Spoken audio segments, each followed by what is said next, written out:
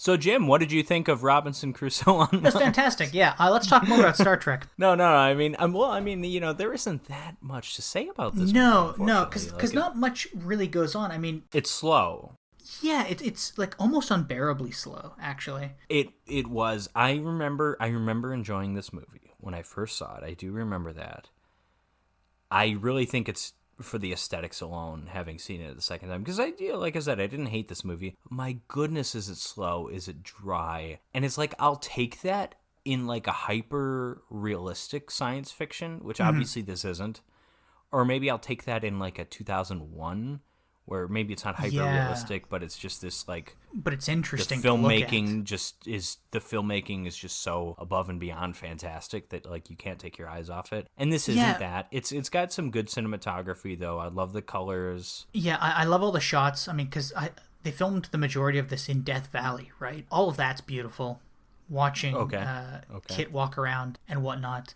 Well, and here's this weird quote I found that I'm going to read out to you. And it's from the director. So Byron Haskin told interviewer Joe Adamson, he goes, Robinson Crusoe on Mars was so obviously a director's tour de force that there was nobody to interfere and tell me how to shoot. I can't think of any other film I've made, unless it was The War of the Worlds, where I had such complete autonomy, that I had as much genuine pleasure and fulfillment from as Robinson Crusoe on Mars. It was as fulfilling as cinematography had ever been. Everything I set out to do, I accomplished as well as one possibly could. We made exploratory trips into Death Valley, and I conceived a key to credible... okay, no, hold on. No, it sounds pretty proud of his freaking work. Yeah. There's some big words here. Yeah, everything I set out to do, I accomplished as well as one possibly could. We made exploratory trips into Death Valley, and I conceived a key to credible verisimilitude. Verisimilitude, okay, yeah. Thank you. Yes, verisimilitude, you're right. Verisimilitude. Okay, this guy's a little yeah, he's a little full of himself.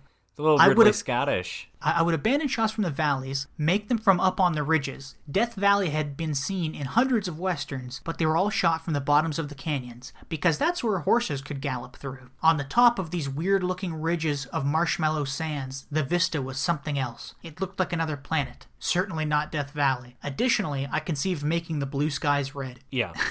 And it's like, okay, so this guy thought he was directing I think that works. I think the sky stuff works. I'll give him the sky stuff works, but the way he's talking about this movie, it sounds like he thought he was directing something akin to like Lawrence of Arabia. You know what I mean? Oh yeah, it does sound like that. Yeah. So so first of all, I'll agree with him in one thing, in that, and it has nothing to do with the director's autonomy, but I also cannot think of another film he's done other than The War of the Worlds. So I'll give him that.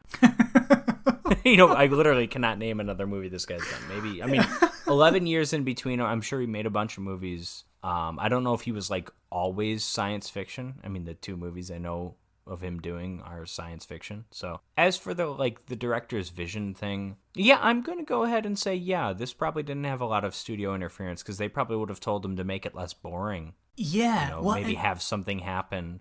Maybe just make the monkey a boy. Down to there, don't make him wear a diaper I thought about cover that. up his boy parts. I thought about that. I was like, what if they just didn't want to show monkey penis on screen? It could be, yeah. I mean, it could, yeah. Who knows? The censors just weren't ready for that. I don't know. The American public were not ready for that. They're ready for King Kong in 1933. Well, I don't think King Kong has. I mean, or, King Kong takes the clothes off the woman. I don't think you see his junk in that movie. Not that I recall. We, the audience, didn't see it, but Fay Ray certainly did. The one thing I will say about this movie, like a definite positive, is that the sets all look really neat. Yeah. All of them really interesting. Like near the end, when they're like at the North Pole and they find that pool of water, and on top of it is floating like rocks or something like that. It all just looks really neat and interesting. It's all you can kind of bathe in each set piece. Like it all is really gorgeous. Bathing? What? Where are we going with this? What are we doing? You know what I mean. I don't think I do. You can just soak it in. You can just soak it all in. Okay, soak it in. Sure, I can soak it in. Like bathing. Yeah. Well, I don't bathe, first of all, but yeah. You're dirty. Yeah, I do agree. I like the sets. I like the Death Valley stuff. Sure. It works. It's alien enough. I mean, this doesn't because we've all seen low budget, more modern movies where, alien landscapes is just the desert in California. And they do things with this, even with the sky, to make it feel more alien than just shooting in a desert. Mm-hmm. And I appreciate that. So that stuff all works pretty well. It's really just, there's not a whole lot to the story. I think, because early on, this movie seems like it has very serious stakes, when it's okay, the oxygen, okay, what's he going to do? And then for a while, it's just, he solves a few problems, then the movie kind of just meanders for a bit. And then we throw aliens at us, like we need a threat all of a sudden, but the alien threat isn't even that well developed. It seems like they could have done so much more with that, actually have those aliens approach Kit, or have them be shown on screen other than through that little television thing that Kit was watching, because that's where you see these aliens. They're wearing their own spacesuits or whatever, carrying